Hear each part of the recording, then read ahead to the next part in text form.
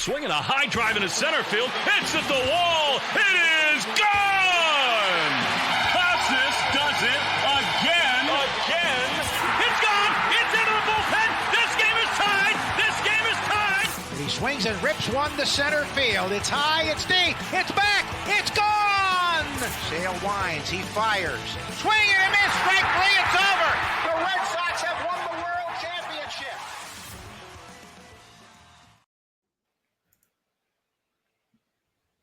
Welcome back to Play Tessie. It's episode 78. If you're listening on drop day, it's June 3rd, episode 78. We are really getting the nitty gritty. I know I say that every freaking episode, but literally the best one here is Joe Jakes. So it's the Joe Jakes episode. This is the official podcast of snatching defeat from the jaws of victory, also known as the official Red Sox podcast of WEEI. I'm here with Sammy. Pat is not here today, but we got Joe Braverman in his spot. Before we get going, talk about this 4-game series with the Detroit Tigers in which the Red Sox split. Hit that subscribe button. Whether you're on the Apple app, Spotify, Odyssey, hit the subscribe button, rate us 5 stars. Check us out on YouTube or on the WEI channel. We got a Play Tessie playlist there, so check out all of our videos there. It's a thumbs up there. And check us out on the socials, at Play Tessie on both Twitter and Instagram. Sammy and I were at Fenway Park again this weekend, and Pat came with us on Thursday. Thursday feels so long ago, but that was part of the series. So Pat was at Fenway Park for his media Fenway debut, which was great. Hell of a time, getting some good content with the players. Sammy and I were on radio this weekend as well with Joe producing. Joe, you do that from the studio, right? You're at a... Yeah, I'm in the beautiful Brighton studios, a couple miles away from Fenway Park, but we all had a nice time, a nice discussion, the 4 of us, the 3 of us in Bradfo. And Joe was there on Thursday too. Joe, it's weird on the Saturday ones when we're at Fenway and you're at the studio, like you say something, I feel like you're like over my shoulder, but you're not. I literally just like am creeping in the shadows as a producer. You just wait and then a comment and then you attack, and then you just it's kind of fun to have that power, because I could literally, like, if y'all go off the rails, I can just mute you just like that. You good timing with that. You're good at picking your spots too. You don't do it too much. You'll just like swoop in every once in a while and be like, bang. It's very good. It is very good. Very timely. I guess snipers in these fingers. Yeah.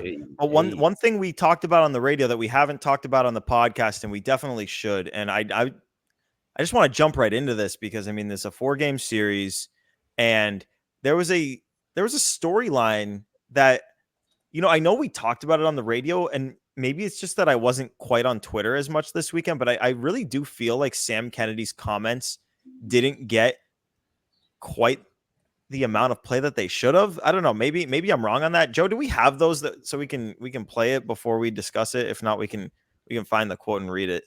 Just give me 1 minute to pull it up. But yeah, I agree. I think at least from the radio standpoint, it was because the Celtics had just found out they were playing the Mavericks, so they were the big focal point. And obviously for the weekend shows, they don't get as much time as like during the week. So you can understand why the Celtics are at the forefront of it. But I agree, it's a very important thing that at least should be brought up. Yeah, and beyond the radio, I would have thought that, you know, especially just because the dynamic of Sam Kennedy and the front office and Alex Cora, whenever Sam Kennedy says something like that, and we'll play the quote in a sec, but whenever he says something like he did, it just it calls into question his priorities, ownership's priorities, like whether they side with Cora, the front office, whether those two sides are pinned against each other. Like it makes that a storyline. And it was interesting to me to not see a lot of articles in the media space directed specifically at this, but we got the audio here. So give it a roll, Joe. Has this team so far overachieved in your mind? You know, it's a good question. It's sort of been a tale of 2 seasons, and really positive in many ways, and then really negative in others. So I don't think so. I think it's a talented group, incredibly athletic, young. We've seen sort of what the glimpse of how we're going to get back to the postseason with athletic play and young homegrown guys that have come through our system, and performances from a pitching staff that has just been sort of otherworldly. On the other hand, our bats have gone quiet at the wrong time.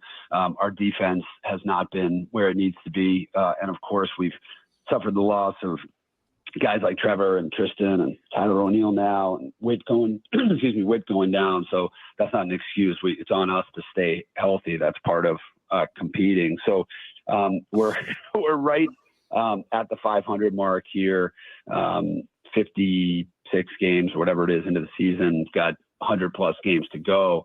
So we need to get hot. We need to continue to pitch the way we have and start getting guys on base and scoring more runs.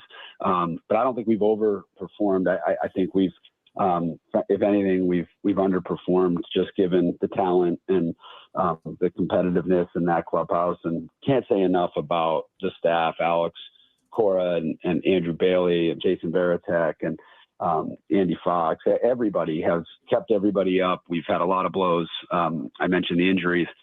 That can really be debilitating, but there's been kind of a next man up attitude, and guys have stepped up. So we turn the calendar here to June, and it's time for us to get going. So, okay, there you have it. That was what Sam Kennedy said. And the big part of that got the most play is that he was asked if the team had overachieved. At the time of this, I believe they were sitting right at 500. And obviously Sam Kennedy says he believes they've underachieved. I want to kick it to you first, Sammy, on this. Like, you hear a quote from Sam Kennedy like this. What does that mean to you? Like, I know it goes so much deeper than just having an opinion that the team has underachieved. I mean, sometimes it's better just not to say anything. When you say underachieved, when you say the Red Sox have underachieved, that implies that you think that this was better than a 500 team. And if you thought that with the personnel they have, you're insane. We all knew that this was going to be a 500 team. Every single one of us on the show, me, you, Pat, Joe, Coop, we all said probably 500 team, maybe at best 500, maybe a few games over, maybe a few games under, but a 500 team in general. Every time he talks, it's been a tale of two seasons. Oh man, it's really funny. It's not fucking funny. It's so annoying, man. We spend so much time talking about this team, and this guy's just like, I think they've underperformed. What are you talking about? This is exactly what everyone expected, and it's still going on. They just lost 2 out of 4 to the Tigers. Oh, what a shock. And they're back to 500. What do you mean underperformed? That's crazy to me. That's just completely out of touch and insane to say, but whatever. It's not even surprising anymore. And Sam Kennedy, out of all the ownership, he's probably like the least brutal one to listen to. I know he had some awful comments, and he's the least brutal to listen to. But that was just another load of garbage, just spitting in the face of everyone who supports the team. Yeah, they've underachieved. I really thought this team would be better. You're crazy if that's what you thought. Anyway, well, that's what it is interesting though that you are right that Sam Kennedy, when he gets in front of a mic, the percentage of time that he flubs up compared to like any time that John Henry or Tom Warner do it, it's significantly lower. But the last calendar year or so, he just hasn't had the same way with words. Like, he never used to screw up, and this feels like the 3rd or 4th time that we're breaking down something he said that he probably shouldn't have on this show. And you said, Sammy, and you're right, that we thought like maybe 500 at best. I think I had them 4, 5, 6 games below 500 in my season prediction. Around 500. And if you listen, if you're really following this team, you listen to Play Tessie and all the other Red Sox podcasts, they all said the same thing. 500. Everybody in this sphere said 500-ish team. It's not a hot take at all. And that's why what he said is so crazy. And honestly, it's borderline insulting, not to the fans as much as it is to the players on the field and the coaching staff, Alex Cora. Because if you told me, like, we go into the season predicting 76, 77, 78 wins, and that's assuming that you're not going to lose Trevor Story for the year a week into the season, that you're not going to lose Tristan Casas for a giant chunk of the season, that Tyler O'Neill isn't going to have 2 IL stints before the end of May. Like, or maybe that one we could have guessed. Yeah. I don't know. But what I'm saying is, like, that stuff was not in our, like, you assume reasonable health when you make these predictions. So when the team isn't healthy and tons of guys go down, and, like, not to mention we've had several pitching IL stints. Garrett Whitlock's out for the season. Nick Pivetta spent time on the injured list. Brian Bayo spent time on the injured list. Giolito's not going to throw a pitch this year. Not a single pitch. Actually, you know what? The more you talk about it, they've probably overperformed, if anything. They have overperformed. If you told me that they were going to have this many injuries, that this many guys would spend significant time on the injured list, I would have told you dead last place. Season over by the start of June. They're 500. It is a sparkling mark on Alex Cora's resume that he's been able to keep this team in contention. The coaching staff should be proud of themselves. Andrew Bailey and the run prevention unit that has completely flipped the script on the Red Sox pitching in just a matter of months. Like, yes, the offense has not been good enough. It has not even been close to good enough, but that's because of the injuries. Like, who's underperforming? Give me like a specific player who's underperforming. Yeah, Grissom. Trying to think. Grissom, I wouldn't even say Grissom because he dealt with injuries in spring. What you have to say Grissom, but with the caveat, dealt with injuries in spring training. He's learning a new position. He got really sick and lost 97,000 pounds or whatever the hell he lost, and now he's hurt again. So the closest one also you could think of is Bayo. Like, Bayo hasn't been, because they labeled him as the ace of the team, but he hasn't shown ace-like qualities. That's been someone completely different in Tanner Houck. So if you're putting expectations, because we agree the lineup is not good at all, but we knew that going in. Like, we knew that this lineup was going to have its struggles. So you can't say that they're underperforming. You would rather say that they're overperforming because that's closer than underperforming. Right. And look, I like what Dom Smith has done. I know he hasn't been amazing, but we like to call him Mr. Reliable and everything. He's batting third. He's batting third for your team. Dom Smith, who you just got off the scrap heap for nothing. He's batting third. That team is 500. Exactly. That's crazy. So if anything, okay, two things that bug me about Sam Kennedy right now. And I don't know him personally. I've heard he's a nice guy, and I'm sure that's the case. But the two things that bug me, and we've kind of alluded to this, feels like he's not actually that locked in with the team. If you say they're underperforming, that's crazy to me. Granted, he may have been saying that because if he said overperforming, everyone would say, well, they're 500. You should have expected more. So maybe that's what he was doing. Give him a little bit of the benefit of the doubt. Second of all, stop smiling and laughing when talking about this stuff. It makes me so angry to see all like I'll speak for you and I, Gordo. The amount of work we put into like making content about this team and talking about this team, it's hours and hours every week. And you too, Joe. And then he's just like, the product stinks. I'm having a good time. Like, dude, I want to talk about a winning team. I want to watch a winning team. I want to be pissed when the Red Sox lose. They lost in extra innings today. Whatever. I didn't think they were going to win. It's what happens. Question for you, Sammy. What do you think? Like, does your head go into the Cora sphere when you hear a quote like that? Like, do you make that connection of Sam Kennedy maybe siding with the front office and saying that we have higher expectations for this team, that the players aren't delivering, that the coaching staff isn't delivering? Is this kind of pinning things like as an us versus them, or should fans not read into it like that? That's a good question. My initial thought was not about Cora when he said underachieving or underperforming, whatever the quote was. I always look at the players first. They're the guys on the field. So that's why when he said it, my initial response was, what the hell are you talking about? Again, you have Dom Smith batting third. How could you say they're underachieving? But when you mention Cora, there's no world in which you could say he's underachieving or not doing his job well. You just said it. Look what he's done with this team. This team that's mostly spare parts at this point, June 2nd as we're recording, and he's gotten them 500. We're at 30-30. I mean, come on. What do you expect? But it's to your point, Sammy. You said it kind of makes it feel like Sam Kennedy's not really in lockstep with the team. And we know that he's taking on additional responsibilities in the general FSG portfolio, not specific to the Red Sox.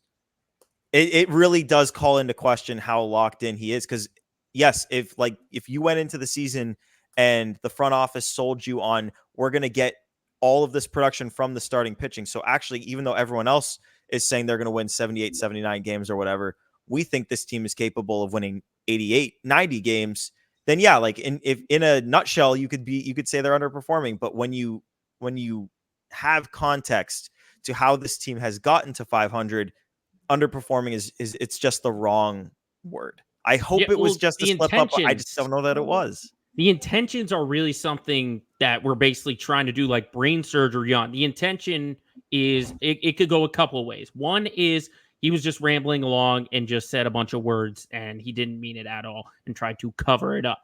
Intention two would be to still show fans that this ownership group is invested, because what was the biggest thing over the calendar year that we've heard is that ownership is not invested. And if you remember from Winter Weekend, Kennedy saying, if you don't believe you're invested, you're a liar, blah, blah, blah, that kind of stuff. And intention three would be what we were just talking about, is putting this on Alex Cora, who's in a contract year, which was basically the biggest talking point that we had this weekend of, is he just setting up Alex Cora's eventual departure? We don't know that. We can only speculate, but those are the three biggest things that I can think of as to why Kennedy made the remarks that he did. And how gross would that be? How gross would that be? You got Alex Cora, who I think everybody in Major League Baseball agrees is a great manager. And if that's true, Joe, you're setting this guy up. I guess you could call him a lame duck in that case. That's just crazy to me. I like to think that he's not saying the comments to set up Cora's departure, but God, I can't say I would put it past him. I don't know at this point. I don't think he is. I genuinely it just felt like he's not super following the team closely. Like, yeah, they're underperforming 500. That's wacky.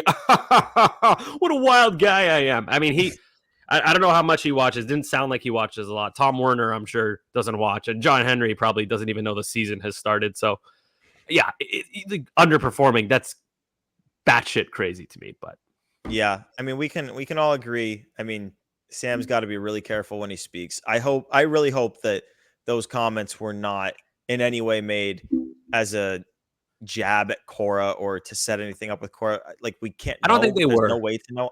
You're right. I don't think they were either. I don't think they were either. But it's just like, that's where a lot of people's heads go. And Alex Cora was asked about it, and like it puts additional, responsibility on him to answer those questions. I hope the story dies. I want to talk about baseball, but again, like, if the team isn't winning and Sam Kennedy says things like this, it becomes a storyline. I mean, we're 18 minutes into this podcast. We haven't talked about a single thing that happened in this 4-game series. And let's get into it, but let's start with the first game in which they were no hit through 7 innings by Jack Flaherty. And let's talk about another thing that's not baseball related. Yeah, it's true. Like, we're going to get into this because, we were at this game. Yeah, all four of us. There's not really much. Yeah, that's true, Joe. You were there. There's not really much to talk about from the game. I mean, like, they didn't hit. That was terrible. Again. Jack Flaherty was nasty, in fairness. Like, that fastball was, ooh, he's good. But yeah, can we just? Yes. I'm rearing to go on this topic. Yeah. So the game, we're in like the late. I think it's maybe the 6th and 7th inning. Sox are losing. It's a game they're not going to win because the Red Sox do not have comeback victories from behind more than one run. I think they literally have 1 or 2 comeback victories all season when they're losing by more than one run. They have none when they're losing in the 8th, 0. Okay, well, there you go. Well, anyway, like, this game, like, they're getting no hit, and like, we all know, everyone in the crowd knows the game's over, and the fans start doing the wave. And there's 2 discussions to be had here, because in the 8th, they're down 5-0, and Sweet Caroline comes on, and so there's that too. But let's start with the wave. First off, and I want to start with Joe on this one, because we don't know Joe's opinion on this one yet. Joe, is there ever an appropriate time to do the wave? I mean, honestly, like it's tradition at ball games, so I get it. But the timing of it was just absolutely horrible. You had your team batting in the 7th. You're still looking for a hit, and then they finally break through, and then that just like kills the wave. So I initially, when I was first seeing it, because I mean, I had a good view of the ballpark. So yeah, these fans, I don't know exactly what section it came from, but it's not the traditional, like if you're looking at it from home plate, you would think that it goes clockwise, but this one went counterclockwise, which to me I was think it very started in odd. the left. Yeah, it was odd to see, at least for the timing, but I'm just like you guys probably will explain. I was very upset and disappointing that when your team is going through a no-hitter, oh, let's just do the wave. Let's get everyone involved. Woo! Like, So I'm, are you I'm saying on the that, same. I'm basically on the same wavelength as you two. oh, no pun intended. Ah, But so hold nice. on. Are you saying that if the Red Sox are winning that you're okay with the wave though? Yeah, I'm totally fine with it. Dude, I think the wave is fun. I like doing the wave, like when it's appropriate, but it's for like when the team is winning or like there's a rally going on.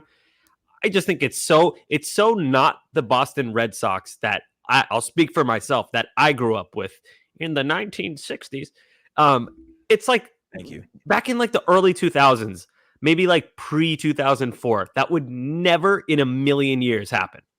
And you know what's worse than the wave is the one person who starts the wave, because there's always one guy. And I was sitting right behind that guy earlier this year. And it takes Forget him what like game. 6 attempts to even get it going. One, Hey, buddy, three, guys, we're gonna start the wave, okay? Hey, we're gonna start I'm 45 years old. I want to start the wave. Okay, 1, and it never works. And like you said, 6 times, and then there's people rolling their eyes like, dude, shut the hell up. I can't imagine the person who started this one, but anyway, I do like the wave, but it has to be the appropriate time. And I don't think it's comparable to Sweet Caroline, because that's inevitable. That just gets played every game. And I've already spoken about how I feel about that. The wave is a choice. You have a choice to start and participate in the wave. And to see it happen at Fenway in that situation was so fucking weak and so sad. And for the friggin' people who don't agree with me, don't give me okay, so when is the right time to cheer? Not when you're being no hit and down 5-0 in the 8th. Sure as shit, that is not the right time. Okay. I hate the wave. I don't care what the time of game. I don't care what the score. I don't care what's happening. I hate the wave because the wave is not cheering. The wave is not cheering for your team. Cheering for your team is cheering for your team. If you're down in the game, you should be sitting there wanting them to come back and win.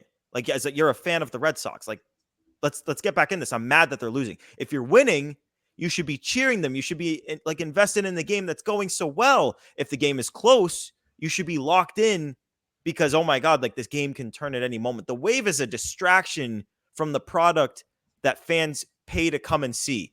And people, like, as you said, the start of the wave is embarrassing. And then you got people like stand like woo, up in front of you, and it's like right in the middle of a pitch, and they block you from the pitch. It's like and you know what? Alex Cora hates the wave too.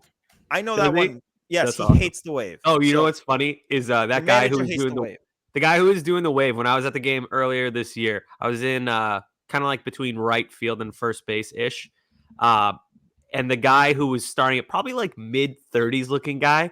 And he was with a girl. I don't know if they were like in a relationship or just going on a date, but she looked mortified. She was like, oh my God, shut the fuck up. I can't believe I'm with you right now. And this guy so badly wanted the wave to start. I kind of gave him like no, man, not going to happen. And he was like, oh, so we got to do the wave, bro. What about the wave, bro? It's like that and getting desperate to be on the Jumbotron of like, hey, look at me. Like, I'm okay with children doing it, but not grown men. Dude, I'm so random. I'm so random and wacky. Sam Kennedy. So, yeah. I think an appropriate situation would be like if you were at an NBA game and your home team was like blowing them out by 30 and it wasn't even the fourth quarter yet. You get into the fourth quarter, then you can start doing that. Then like that's okay and that's fun. I have a take. I have a take. Never. I'm using what Joe just said to have a take. The wave is a good taunt. at a baseball game. I won't No, speak it's for not. basketball. A taunt is a good taunt. But when you're up like 5-0 against the Yankees, let's say it's 5-0 Red Sox and it's the 9th inning, and Aaron Judge is up. And he's like, I'm gonna try my best to get burned by pinstripes in this situation, and the crowd is like, you fucking suck. We're doing the wave. This is so the easy. The wave does not say you suck. Saying It's like you we're- suck it's like says we're- you suck. It's like we're Just tell him chilling. he sucks. It's like we're having so much fun out here. We're not even worried about you, Aaron Judge, and your stupid ass pinstripes that you're not even earning.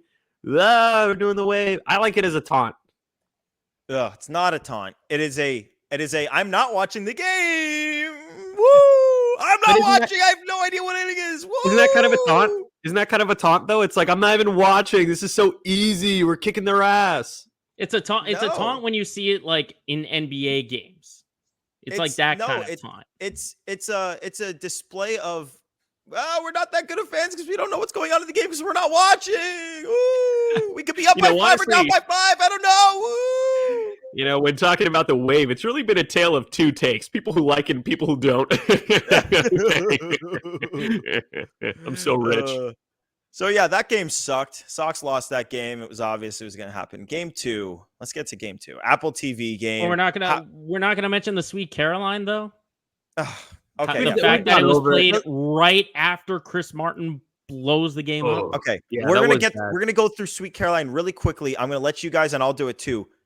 When is Sweet Caroline appropriate? Is it ever appropriate? What would your Sweet Caroline Okay, qualification? I'll go. Yeah, you know what I'm asking. Go. My Sweet Caroline rule is I don't want to hear it unless the Red Sox are 1, winning, 2, tied, 3, down by 3 runs or less. So like a manageable game. Then I think it's fine. It's kind of like a rally cry. I would be flexible 4 runs or less because, you know, Grand Slam could tie the game in one swing. But it has to be a close game, and the Red Sox need to be winning, tied, or, like I just said, in striking distance. Otherwise, I think it's a little bit cringe, and we've referenced the Cubs. The Cubs have their Go Cubs Go. They're a lot more strict. That is only if you win. Granted, the Red Sox kind of have that with Sweet Caroline and Tessie, or Dirty Water and Tessie, but I would say not quite the same. Joe, I think when would you play it? The thing for Sweet Caroline is I 100% agree with Sammy that you need to play it definitely when they're winning.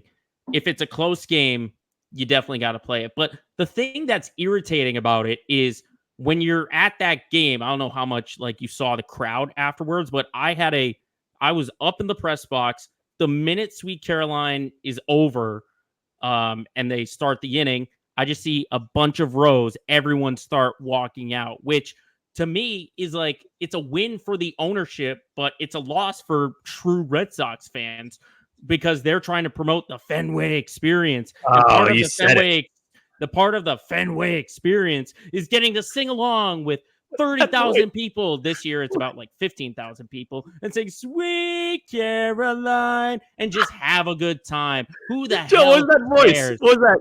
Fenway experience. Just That's Joe's that's Fenway my experience Kennedy. voice. That's my Kennedy with a dark side. With a dark. Oh, we're singing Sweet Caroline and we're having fun. What do you sound like there? He's also He a sou- pirate. He sounds like a Harry Potter character or something. I don't know. My take for Sweet Caroline, I'm a little bit stricter. There's people out there that want it fully just like ousted, like get rid of Sweet Caroline entirely. I'm not on that. I'm not on that boat, even though I've been to Fenway Park so many times and heard the song so many times. I just am past the point in time where I'll sing it. I'll stand for it, but I won't sing it. And when I would play it, if you're winning, you can play it. And if you're tied, you can play it, but not if you just blew the lead in the 8th inning in which it's being played. So you got to be winning or tied, can't have blown it in the 8th. Like And the that's game the problem. you have to feel in the right mood to sing it. I do not want the diehards sitting there groaning, like the people who are most invested in the team groaning when, like, yes, it's a 6-6 tie, but you were just up 6-1 entering the 8th. I'm not happy. That's true. That's a good point. That's the issue with my idea. It's a flawed idea, I admit, because like you said, if you go with my take and it's a 3-run game and the Red Sox were just winning 5-0 and now it's 8-5, they're losing. You don't really want to be singing. So maybe this is a great opportunity to create jobs for Americans, and we'll have a Sweet Caroline decider. We need a word for this job. Oh, Someone that to should be decide. me. That's me. I would vote for you for that job. You sit up in the press box and you have a big chair and you Should do be a committee. you do absolutely nothing until the 8th inning.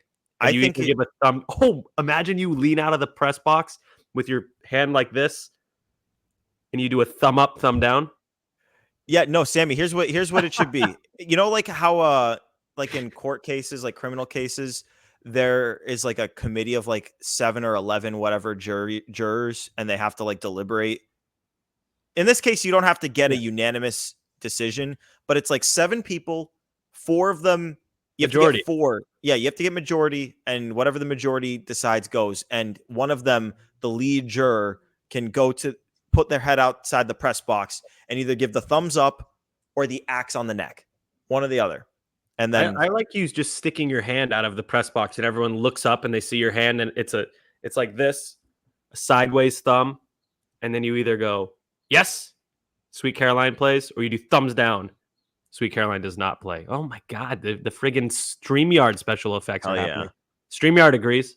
But yeah, Sweet Caroline, we need to make a change there. I feel like in this season in which fewer fans are at Fenway Park than in probably any season in our lives, or at least mine and Joe's lives, I think good time to make the change. But they won't. We know they won't. Episode's, I'm buzzing right now. I'm heated and opinionated right now. This is good. I like doing this.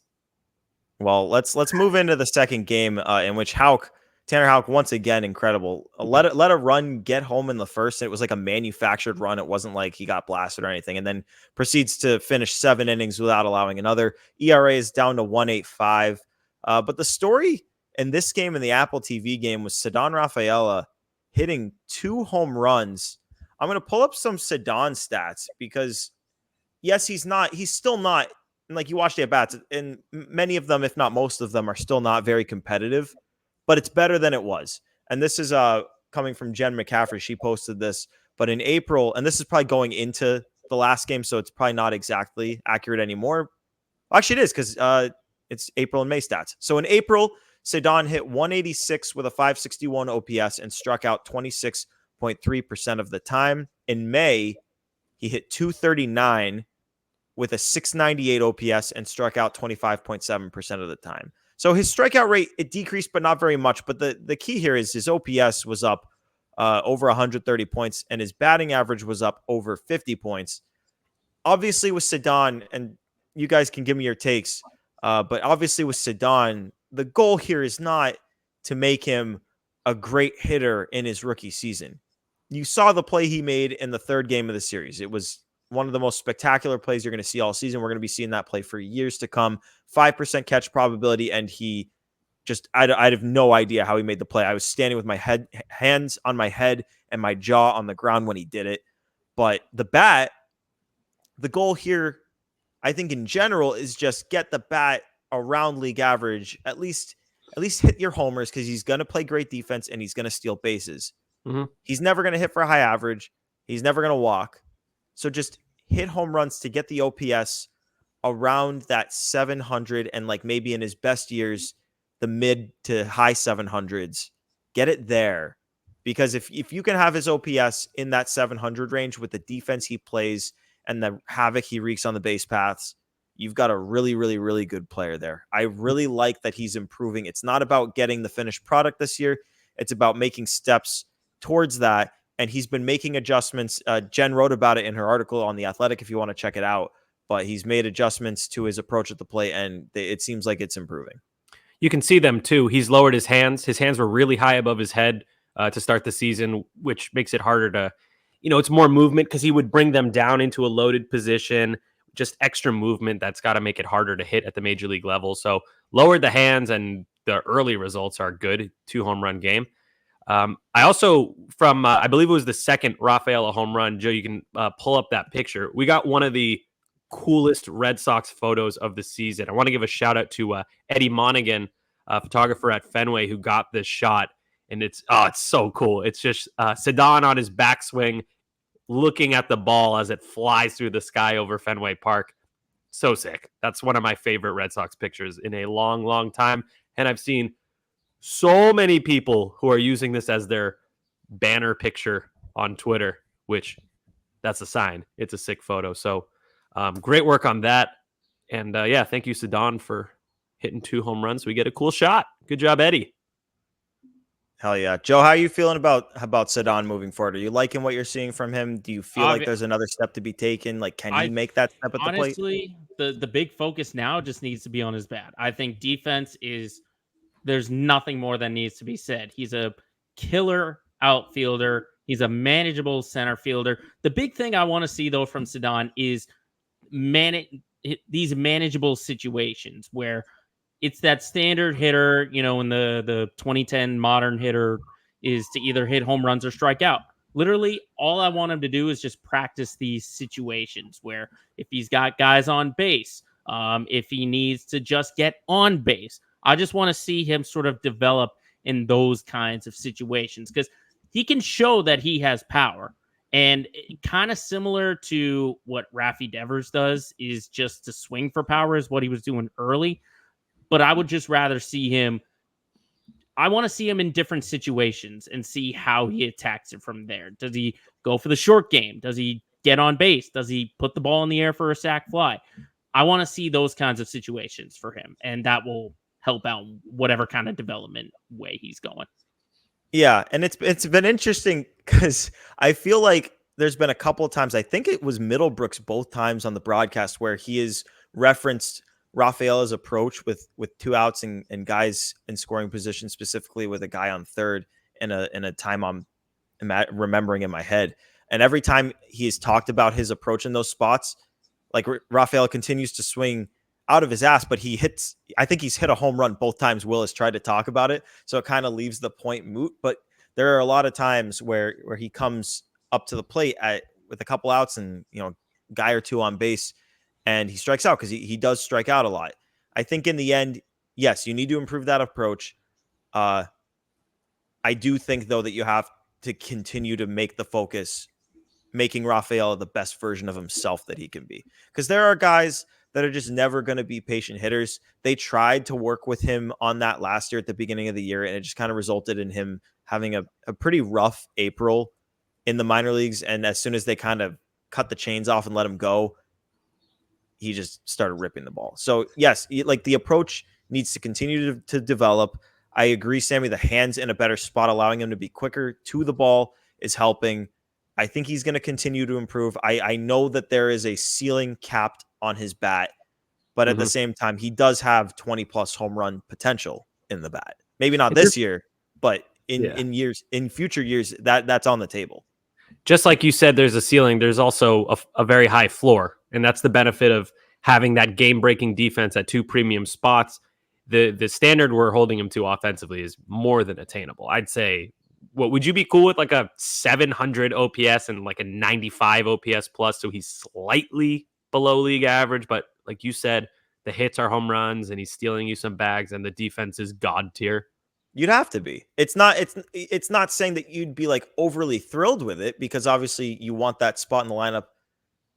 You don't want like any like 680, 690, whatever hitters, OPS hitters in the lineup. But at the same time, like it's one thing if Rafaela does that. It's another thing if like Tristan Casas, who's a first baseman, were to do that. That's different. But you're right, Sammy, if he's playing elite defense and he is elite on the base paths, like, yeah, that makes it so that he doesn't have to be quite the same level of hitter to be worth the contract extension that they signed him to. I like where he's going. I'm glad that we've seen what we've seen from him. I think there's another step to be taken even this year. He seems comfier just in his own shoes kind of thing. Like it seemed a little bit like he was under pressure for the first month and a half ish of the season. And now he's just relaxed a little bit. He's cracking smiles out there. He's actually finishing off the plays now too. Not sure if that's just a coincidence or not, but he's been outstanding lately. Even today, as we record, and we'll touch on the Sunday game eventually, but he made 2 great plays to save runs in extra innings. Unfortunately, it didn't matter, but yeah, just an unbelievable defender, a guy who could legitimately become a historically great defender for the Boston Red Sox, which is really exciting to think about. Yep.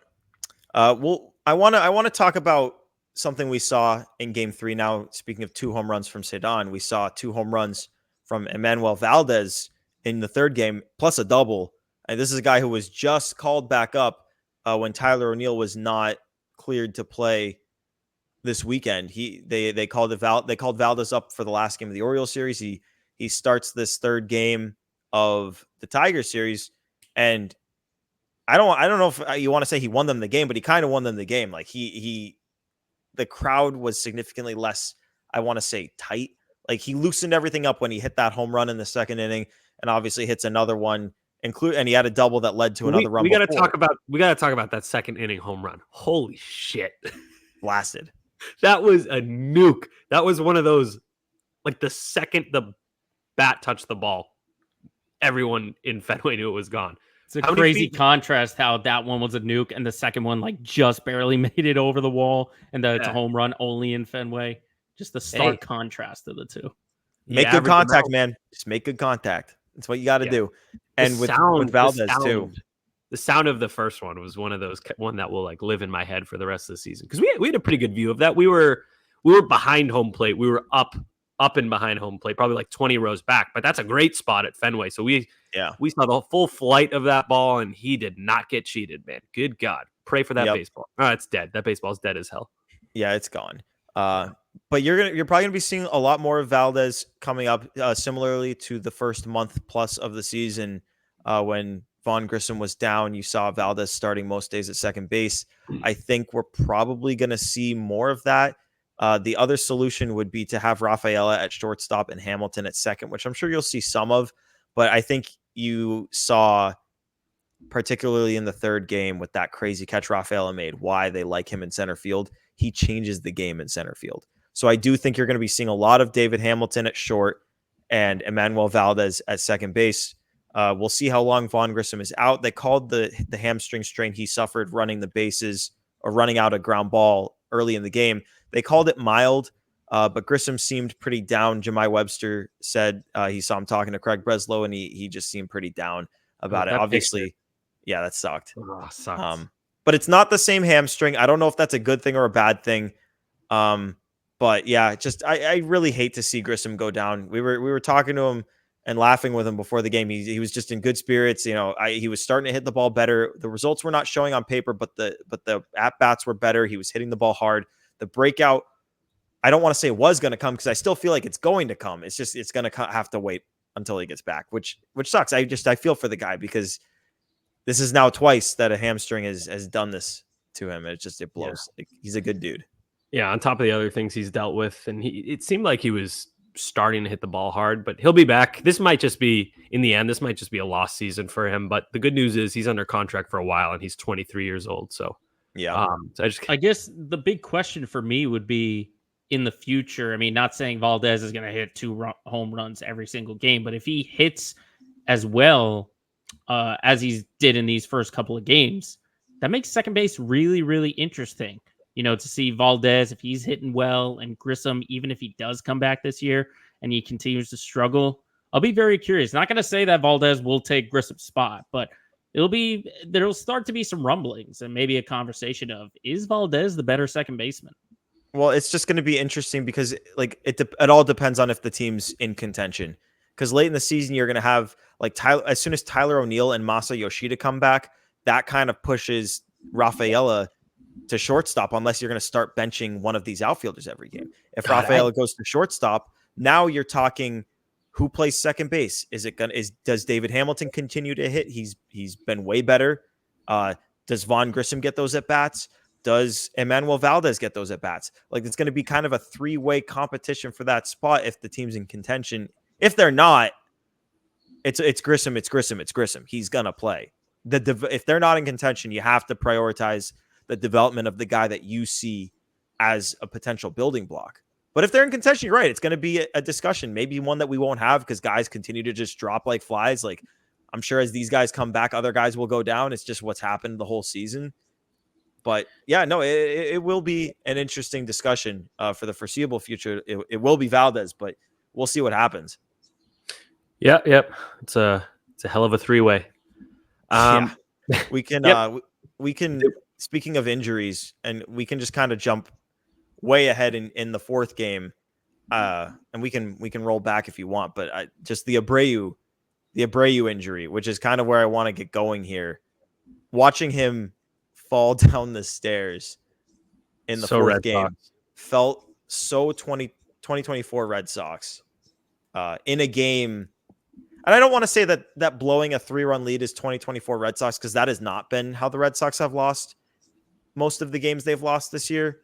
But it was frustrating to see them kind of piss away a 3-0 lead. Bayo not attacking. It's kind of seemed like his first and last innings have been shaky.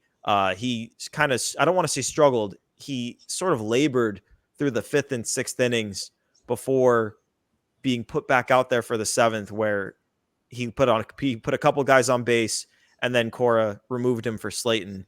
When I was watching the game, I was wondering why Bayo came back out there after struggling in the 5th and the 6th. And this can kind of be a discussion with having Cam Boozer in the game in extra innings. But I think they tried to push him a little bit in the 7th, because I think the bullpen was a little bit short. Bernardino and Keller went 2 innings each the game before, but they pushed Bayo to go in the 7th. It didn't work. He put a couple guys on. Slayton ends up letting both the inherited runners score to let the Tigers take a 4-3 lead. Devers ties it up with the home run, but let's get into the 9th here, and then we can get into the extra innings with Boozer. So in the 9th, 2-out rally. You got 2 on, 2 out. Barrel man up to make his freaking major league debut after 11, 12 seasons in the minor leagues. Like, by all accounts, everyone absolutely loves this guy. Sammy and I met him in spring training. Really nice dude, good dude, and like super happy for the guy making his debut. And like, what better spot to get up in than that? Could not believe that it was just a walk. Still cool. Still cool. Yeah, no, by all means, like. Remember he flagged us down on the highway when we were driving with Rob? He was like, "Hey!" from his car. And we looked, we were like, "Who is that?" "Oh, it's Barrel Man." It's Barrel Man. He was like, "Hey guys." And the light turns green, he just zips off. Drives like Barrel Man. Yeah, that was cool, man. That was great. By the way, so I listened to the last few innings on radio. It's nice outside, so I wanted to go on a walk and listen. Will Fleming did such a good job setting up that scene. I had chills. It was awesome. Just kind of explaining the story, talking about how his family's in the crowd. He's talking about what the family was doing while watching. He's like, Dad has a cigar in hand, ready to go. In the Westbrook family, he grew up in Holyoke, Massachusetts, and he literally dreamed about this. It was awesome. So shout out to Will for that. I really did get like goosebumps listening to that. Good scene setter, that Fleming. Yeah, he's terrific. And props to Barrel Man for, God, it would be so easy to swing out of your shoes in that spot. Way to stay patient. He did not get his pitch. He took the walk. And the guy before him walked, Barrel Man walked, and then Connor Wong gets in a 2-0 count. Andrew Chafin on the mound for the Tigers just did not have it. On a 2-0 pitch, Chafin throws something hittable. Wong swings, drives it deep to right. All right. Like, it's not like he swung at a bad pitch. It's not like he hit a ball badly. He hit the ball well. The result just wasn't there. That said, was there any part of you guys that was like, why is he swinging? No. Andrew Chafin's a really experienced pitcher. I know he's having control issues, but you can't rely on him continuing to have those. And that pitch was right down the middle. You're a little dorky little single away from winning the ball game. So I have no problem with it at all. I know people are going to give Connor Wong crap for it, but I don't want him just standing up there. So I also don't want, I don't want to give Wong an issue there, but I do feel like he probably should have taken that one, considering Chafin was all over the place. The 2 previous walks, I feel like at least for Wong, he's been a much more patient hitter this year, so I was very surprised to see him swing at that 2-0 count, and it was a pretty good hit ball. It was a pretty hard hit ball that right fielder had to go basically to the track to make it. I mean, it was a pretty easy play, but it was still a pretty hard hit ball. So I don't want to harp on it too much, and I don't want to give Connor Wong crap like Sammy, but I do think in hindsight, probably should have just let that pitch go and let the count keep at 2-1. Yeah, I think I'm right there with you, Joe, on this. Because, like, yes, it is not something that Connor Wong deserves crap for. I think in most spots, you're 2-0, you get a good pitch, like, you go for it. But in that spot, I think take a pitch, you're still ahead in the count. At that point, he's probably either going to have to give you another one down the middle or he's going to throw you a ball and it's going to be 3-1. I didn't think Andrew Chafin had what it took to paint the corners there. It felt to me like a walk-off walk was coming. It's again, like, I'm not going to give him shit for it, but like I would have given Wong the take sign there. How many ballparks is that ball a home run in? I have it in front of me. Take a guess. Ooh, can't be. Maybe a few. Is it a lot? It's a good chunk. Is it like Yankee Stadium? Like 8 of them? Yankee Stadium, that's in the fucking parking lot. How many, Sammy? Tell me. 10 out of 30. That's more than I would have thought. I mean, he hit the ball well. He hit the ball well. It is nothing like this is nothing to do with me being upset with the result of the ball off the bat.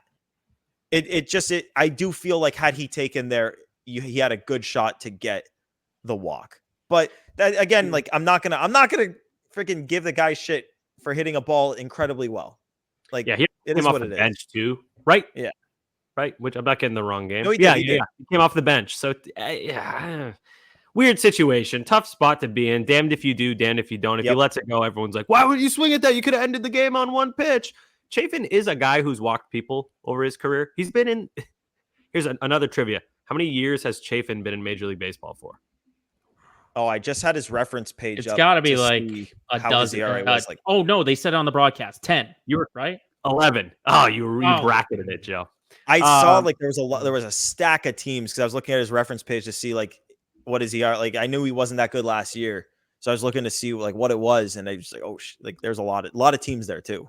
3.7 walks per 9, so pretty high. It's tough though. That's baseball, though, man. I mean, you like there's no. I'll be positive about it. There's no wrong choice there. You swing because it's a good pitch to hit. Take because the guy's having control problems. I don't have a problem either way. I'm not going to second guess that one, especially when you're as hot as Connor Wong has been. Yeah. I mean, I will say like I would have rather he take, but I don't think he was wrong to swing. I think that's. Yeah, it's a good way to summarize it. It's like you have to make a decision. I would have rather he made the other one, but like he's not wrong. He's definitely not wrong. But let's move forward into the extra innings because we were texting about this before we got on. Sox entered the extra innings, tied 4-4, and obviously the man's on second. And obviously I think we all agree they fucked up that call at first base, and it should have been out of the inning, I believe, with just one run had they gotten that call right. That aside, because we could talk about replay, we could do that. Like, you clearly didn't even step on the. Why do we have replay if you're not going to?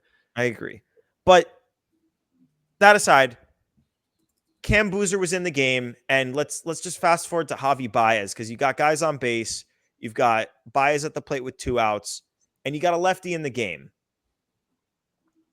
Well, this needs context. Let's back up a bit. So Boozer, credit to Cam Boozer, he's had a solid season. It hasn't been amazing, but considering everything he's been through and the road he took to get to Major League Baseball, he's been solid. I feel fairly good when he's out there on the mound. First batter, Canna hits a single, dinky little single.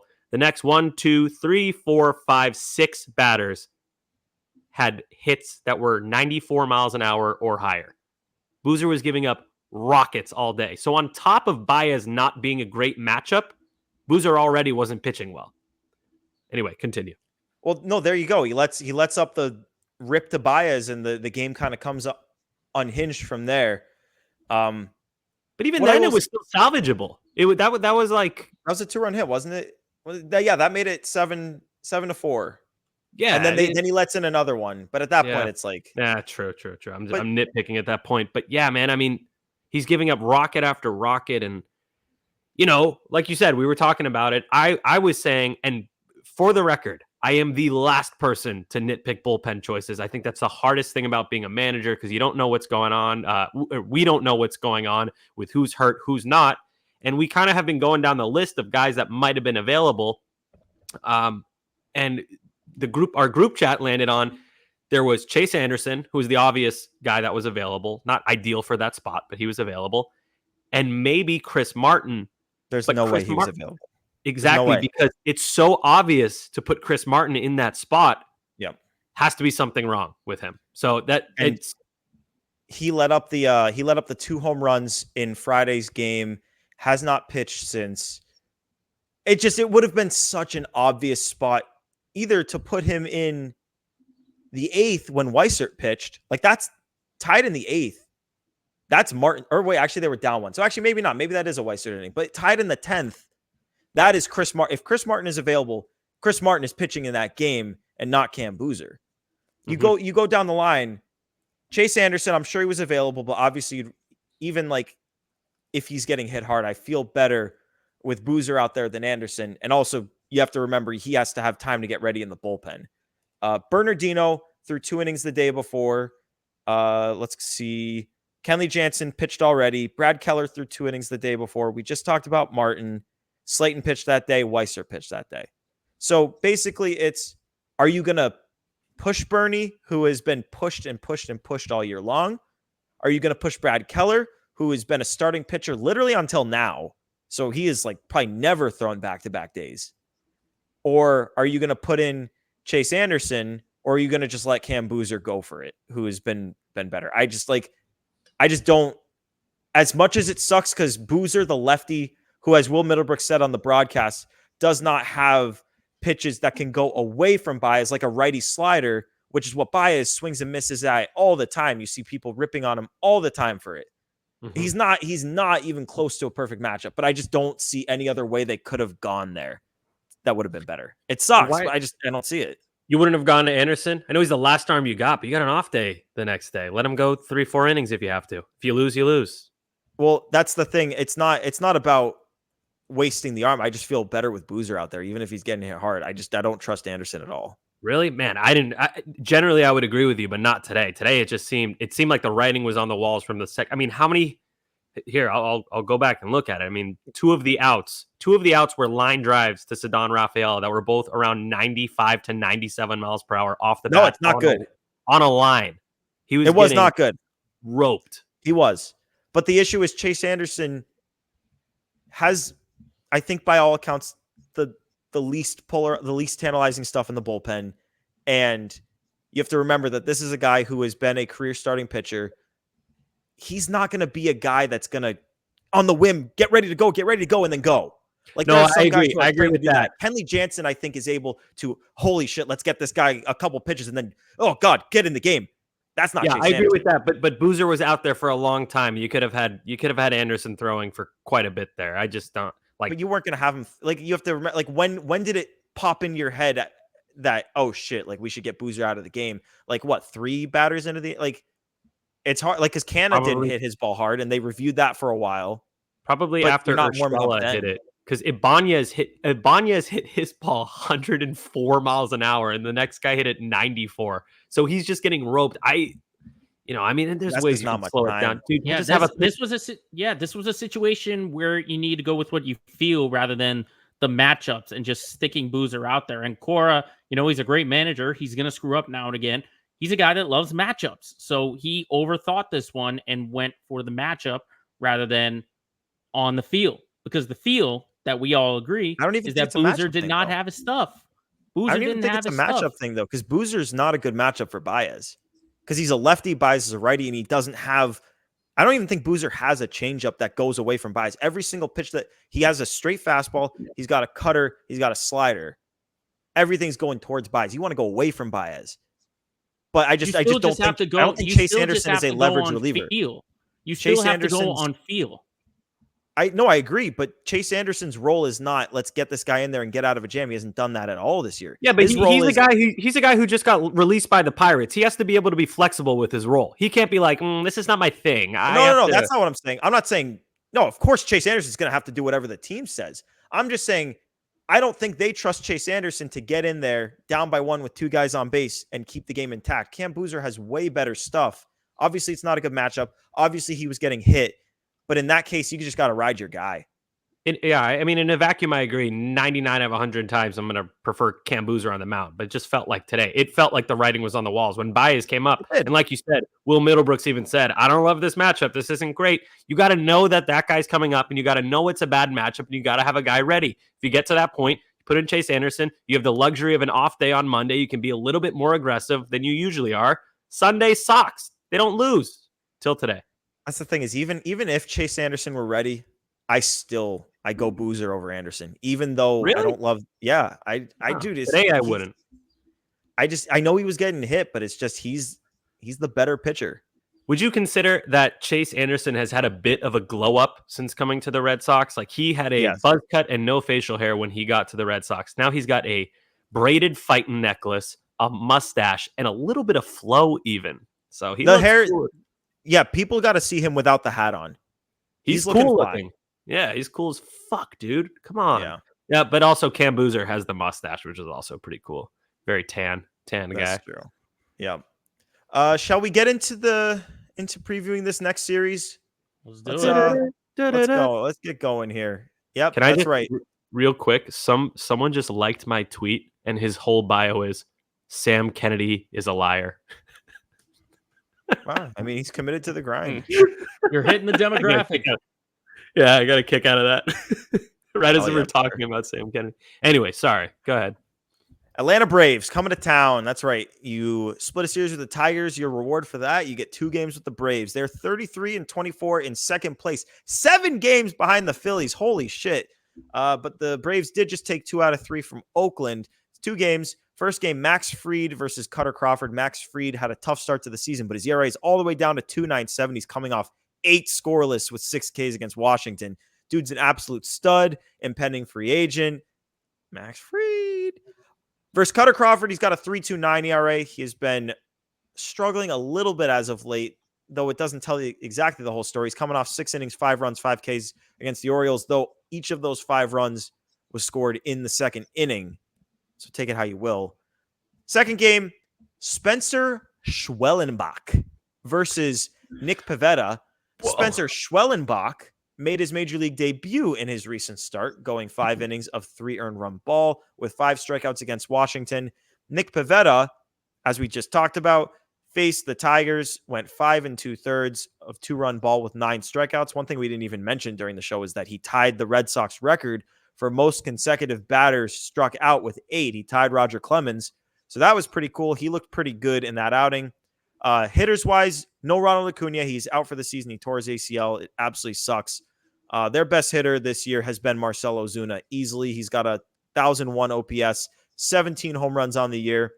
Not to mention, he has a career 1162 OPS with 5 home runs in 8 career games at Fenway Park. Dude absolutely mashes at Fenway. 2020 at Fenway, he was absolutely wild. But outside of him, no other Braves player has an OPS over 790 this year, which is pretty surprising because that lineup, when you look at the names, it's crazy. But more recently, Matt Olson has an 861 OPS over his last 16 games. Jared Kelenic, who they traded for in the offseason, has an 833 OPS over his last 13 games. Austin Riley came back from injury on May 27th, and since that time, he's just 5 for 28. He's had a tough season. So let's get right into these series predictions here. It's just 2 games. Joe, I'll give you the first shot at this one. What do you got? Last time we played last time we saw Sox Braves. Oh, true. You're going to have to give us standings, but I do remember last time Sox played the Braves you were in, and you predicted the Sox to get swept, and they did. So I'm letting the listeners know. If Joe wants to pull that shit again, he already did it. Tale as old as time. Well, I can tell you at least from the last series, the closest was Gordo. Gordo, you did predict it right, but you just did not get the order. You went loss, win, and the series was loss, win, loss. So no I'll points take my point. Yeah. So no, I got a point. We got Sammy in the lead still with 8. I mean, it doesn't do anything for you, Gordo. You're still in the basement. Sammy's in front with 8. Pat's got 4 in second, and then it's Gordo, you with 3. You only have 3? Dude, I'm so bad at this. It's crazy. I'm going to be mean to you. I cannot believe you guys didn't pick a split. This was the most obvious split of all time. You got 2 mid teams. The Red Sox guaranteed split. It was guaranteed. The Red Sox beat bad teams, though. That's why I picked 3 out of 4. Mid. I mean, I was a swing away from being right. I don't think it True. was that You were obvious. that close. You were that close. Yeah. Um, But to go on to my prediction for this series, you mentioned it that I did predict a 2-game sweep when they were in Atlanta. I hate to do it again, but I think it's going to be the exact same result. I mean, I think it's going to be hard for these hitters to get anything against Max Fried, and I think Cutter is he's on the wrong side of things. He's going down more than he's going up. So I think both games will be competitive. But I don't see any shot in game 1, and I think it'll be closer in game 2 just because I don't know much about Schmellenbacher. Is that how you say it? Schwellenbacher? Schwellenbach. Schwellenbach. Gonna say that a couple of times. But I just don't trust Nick Pivetta to have consistent stuff all game long. You know, he paid for it against Detroit with the long ball. Atlanta's not going to be missing like Detroit is. I think if Pivetta makes more than one mistake, they're going to make him pay. So I hate to say it, but 2-game sweep once again by Atlanta. And before we move on to Sammy, Pat did send his prediction. He also predicted the Braves to sweep this series. Sammy, where are you going with this one?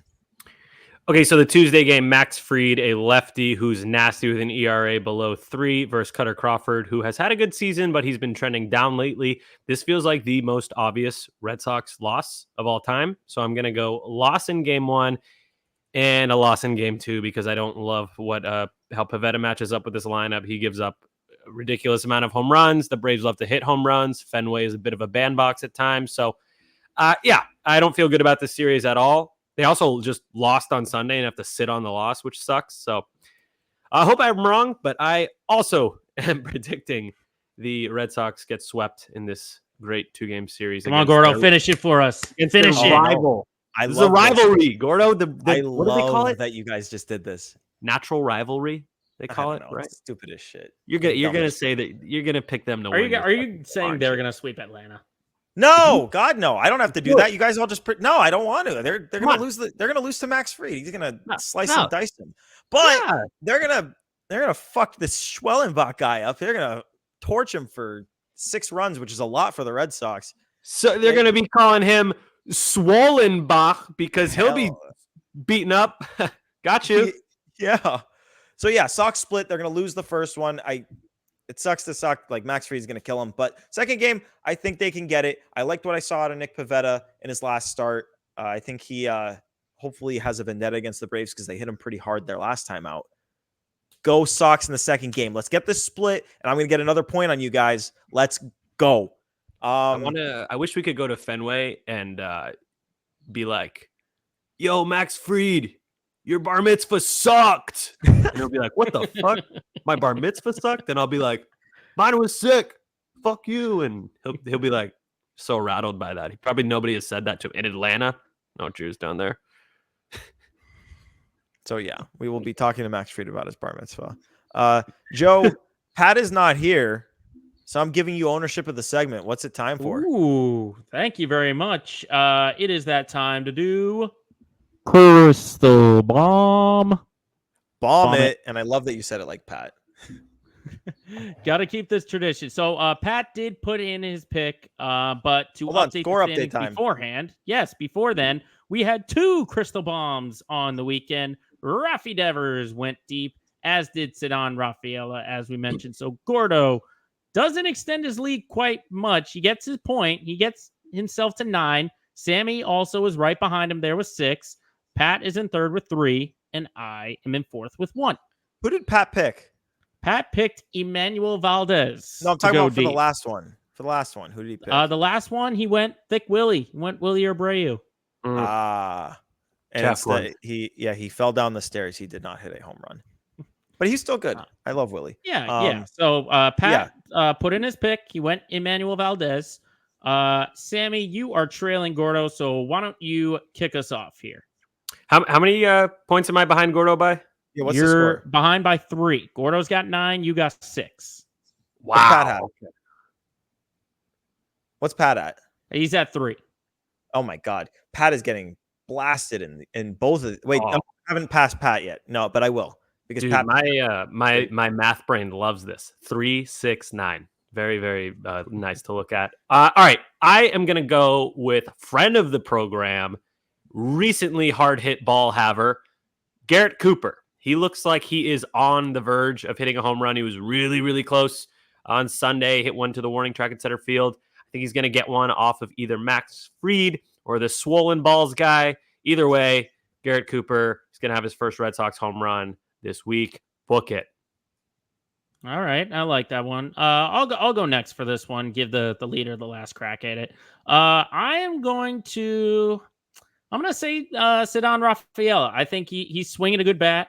I think Fenway has been very kind to him, just squeaking a couple over the monster, and I think he can get a hold of one. So give me Ceddanne for my crystal bomb to go deep.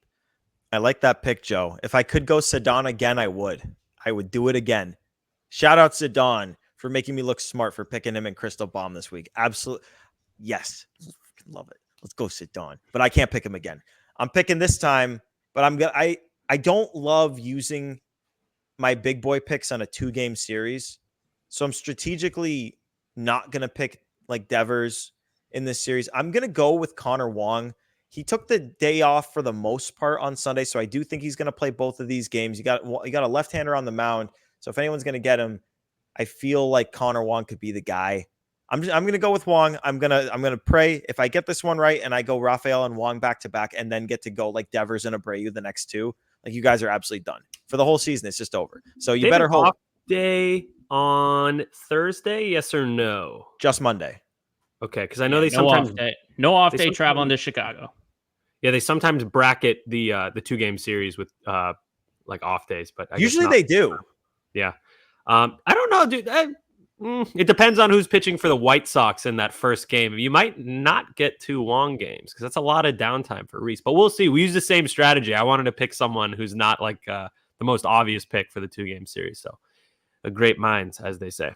It's like I like to pick the best players for 3-game series because in a 4-game series, I feel like I have more opportunities for a lesser home run hitter to get it. And in a 2-game series, I don't want to like if Devers got a day off, now it's 1 game that I have for Devers to hit a home run. It's like, oh, 2-game, you really just need to pick someone who you think is going to play both games. So Cooper, that was the one thing I wasn't 100% sure on because I know he's going to play game 1 against the lefty and he's been hitting the ball hard. So I figure they'll give him the start against swollen balls too. But you never know because, Dom Smith's also been playing well. So maybe he DHs. I don't know. We'll see.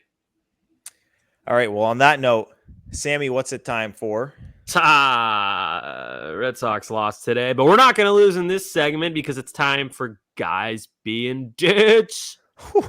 Yeah. Oh, wow. All right. I don't know. Yeah. The boys are moaning for this segment. All right. So this is a repeat, a little bit tough. We're going to pick a player who played for both the Boston Red Sox and the Boston/Atlanta Braves. Joe, why don't you kick it off?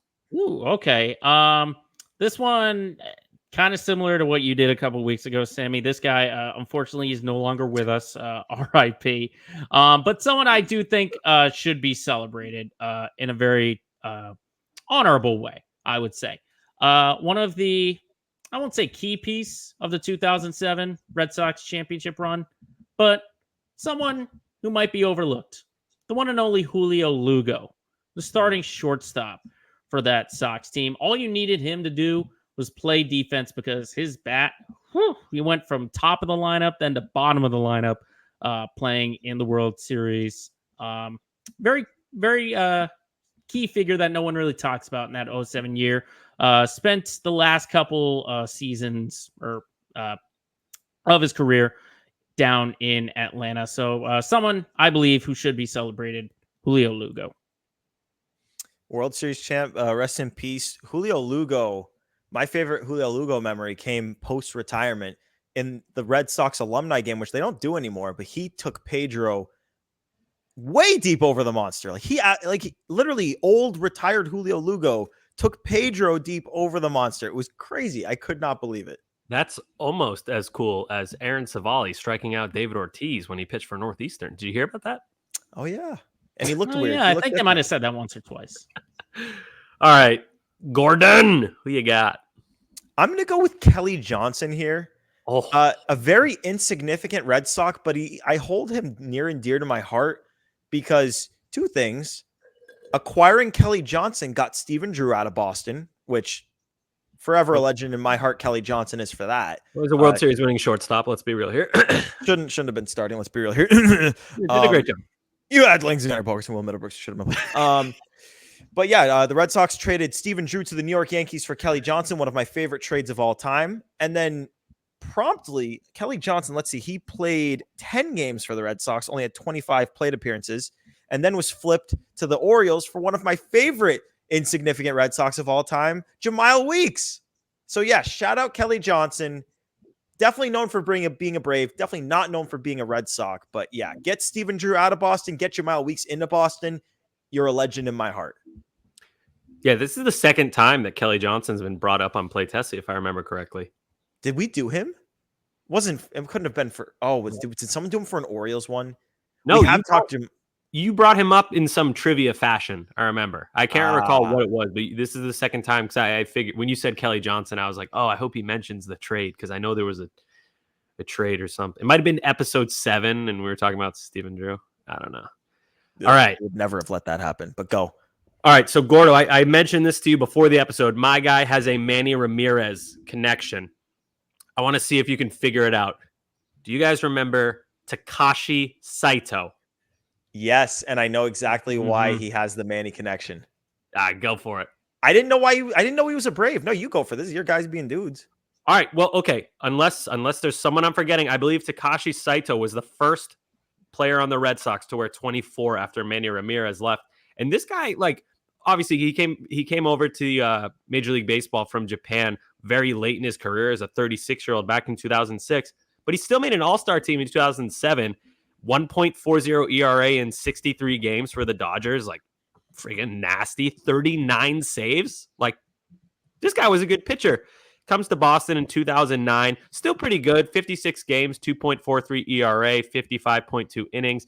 Obviously that 2009 team didn't do too much, but he was good, kind of a bright spot. He also had a really, really cool windup, a little bit like Dice K's where he held it over his head. One of those like classic coming out of Japan windups. I love those. But all the Japanese pitchers always have those long windups. Like Tanaka was, oh my God. Yeah. Dude, they teach baseball. It's so different looking it's so in weird. Japan, but they're nasty. So yeah, Takashi Saito, number 24 for the Red Sox, number 1 in our hearts. Thank you. I think you're right. I think he was the first one to wear the number. Yep, I got it right here. 2009. Terrible. Yep. How dare they? I could never forgive Jason Bay for taking over for Manny in left field. However, I was more forgiving for Takashi Saito. I don't know why. I should have been less forgiving about that. I think it was just like I knew he was a good reliever from the Dodgers, and I liked that they got a good reliever. I don't know. But we can move on to some Nuff Said. Whoa. Takashi Saito's nickname on Baseball Reference is Sammy. Whoa. What the fuck? We gotta get him on the podcast. I mean, we gotta call you Takashi Saito now. Nickname's Sammy. Weird. Yeah, I guess I'm Takashi Saito. How's it spelled? Huh? How do they spell it? Is it like SAMI, or is it the same way? SAMMY. Wow. Okay. I mean, we'll have to ask him about it, man. We'll get him on the podcast. We'll ask him. You want to call him, or you want me to call Takashi, or are you going to call him? Joe, do you have his number? You can text him if you want. Well, I mean, we're bros. I mean, we talk during the off season, so every time Gordo and I go into the WEI studio, everyone's like, "Joe, where's Takashi? Where's Takashi?" You guys are attached at the hip. But anyway, Takashi Sammy Saito. Hell yeah. It's time for some Nuff Said. Sammy, do you have something for us today? What do you got? Yeah, sure do. Really, really excited to give my Nuff Said. So Friday night, I am coming back from the Fenway area after the Red Sox game, and this group of college students, few guys, few gals, jump on the train, and they're chatting up everybody. I'm sitting kind of near them, not talking to them, and one of them goes, "Hey, what college do you go to?" And I was like, "Oh, you guys think I'm a college student? How funny." My co-hosts on Play Tessie always make fun of me for being old but it's good to know that I at least look youthful. So yeah, just a big FU to you guys, and big win for me. Made me feel really good. I've been riding high on that comment for like 3 days now. So yeah, youthful guy. Were you? Did you happen to have anyone with you on this train, or were you by yourself? Nope, I was headed home. I was with. We went to the game with my pal Will, who you know well. Went out for some drinks, and I said I'm gonna go home. Ran into these people. Why do you ask? Mm-hmm. That's just a little convenient. I don't know. By yourself. So I figured you'd say this. So I chatted up these people, and they asked me what I did for work, and we were talking about work, and I was like, oh, well, I also do this show, WEI.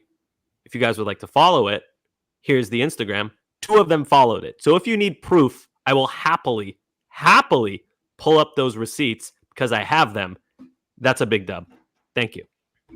I don't know. I think he's trying to get me to call his bluff here. I don't think he thinks I'm going to ask him to DM these people.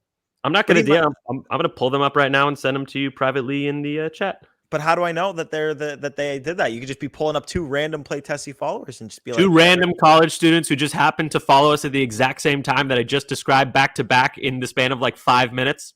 You know, man, I could see it like you were just waiting for that opportunity for like a couple of quick follows, so you could just be like, yeah, I ran into these people. You've had this story like in your back pocket for months, and the opportunity finally came to be, and you were just like, all right, here we go, it's time. I don't know if I believe it, but I'll do my enough said here. I have a question about an expression. It's something that you see in commercials a lot, and I don't understand why it means what it means. Made to order. Why is that why does that mean what it made to order? I think means like it's custom made each time it is ordered. But like in my like made to order means that it's made to be ordered, which in theory is everything. Every single thing that's made and purchased, in my opinion, is made to order. Am I an idiot? I think it implies that you can customize it. I know it implies that, but why? What do you mean why? Like why is made to order the expression that they've picked to mean that? Because they make it how you order it. It's not like something that's predetermined. Like if you want to order it this way, we'll make it this way. If you want to order it that way, we'll make it that way. It's made to order, man. We made it. Yeah, we're making whatever order you would like. But this iPhone was, even though it's generic and there's a million of them, it was made for the purposes of being ordered. This thing was made to order. I think you're just getting into a semantics battle with yourself. I've been thinking about this for years. They talk about it in the commercials all the time. It has never made sense. I was like, people say made to order. What the hell does that mean? I got one like that. I hate when people say they have artisan cheese because that implies that the cheese was made on site. And if I'm at Subway and they say we have artisan cheese, I'm like, aha! No, you don't. You're just throwing a word out there. These guys aren't making cheese. They're opening a plastic bag and dumping it in the thing. But yeah, there's a lot of those things where it's like kind of like bending the truth, but not lying about the product. And like made to order is that vague area where like companies can use it and people can kind of like make of it what they want. But yeah, it's a broad term. It's a buzz phrase. It's a buzz. It's not a buzzword. It's a buzz phrase. It's a buzz phrase. Yeah. This podcast was made to order, man. Made to order pods. It's a made to order podcast. Hashtag made to order. Hashtag dominate, if you know. Anything else before we wrap this baby up? No, just gonna put some cream on my face, maybe make me stay looking young. You guys wouldn't know what that's like. You need that cream, man. Just if you're young naturally, you just look young. You gotta do all these cosmetics to look young. Like, I don't know. It's so funny. My friend he used to be in sales for a brewery in Boston, and he recently switched over to a cream company, and so he always has like so much cream like on him and at his house. We call him the cream man. He has so much cream. He's like, dude, you need any he drove me home the other night. We were at a bar, and he's like, hey, wait, and he tosses me this big like it's just like cream that you put on your face to moisturize, and he's like, I got more where that came from, and leaves. That sounds like weirdly sexual. But that's why it's funny, because it sounds sexual, but it's not. He literally sells cream. He's the cream man. The cream man. Well, shout out to Cream Man. He is the Play Tessie listener of the week. Shout out to the Cream Man. Yeah, Eric the Cream Man. Eric the Cream Man. Get Good creamed. stuff. Yeah, get creamed. Just like the Red Sox do 50% of the time. Play Tessie. Get creamed. Thanks for tuning in to episode 78 of Play Tessie. Before you're done listening, before you tune out, before you go find something else to do, remember, hit that subscribe button, whether you're listening on Apple, Spotify, or the Odyssey app. Hit the subscribe button, rate us 5 stars. Check us out on YouTube. We are on the WEI page, but we've got a Play Tessie playlist there. Rate us 5 stars. Hit that thumbs up button. Tell us what you think of the Cream Man. Leave a comment. I don't know. Follow us on the socials at Play Tessie on both Twitter and Instagram. We love to hear from you guys there. We'll have more content coming as always, but we will have more content coming there soon. Thank you guys for tuning in.